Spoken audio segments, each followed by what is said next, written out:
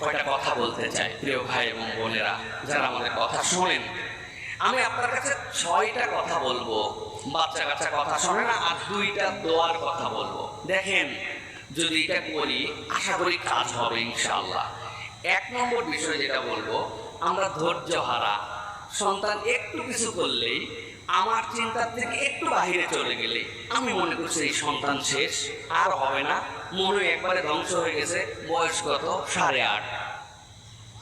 8.5 আপনি তার বাতিলের দপ্তরে ফেলা দিচ্ছেন, 10 বছরে বাতিলের দপ্তরে ফেলা দিচ্ছেন। আমি বলবো প্রথমে ধৈর্য ধরেন, ধৈর্যটা আগে নিজের মধ্যে রাখেন যে তার বয়স এমন কিছু হয় নাই যে আপনি একদম সব শেষ হয়ে গেছে ভাবতেছেন।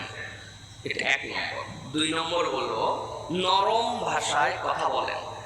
আমাদের বাপ মা এবং সমসাময়িক তবিয়তে বাঙালির কালচারে সন্তানের সাথে যে নরম ভাষা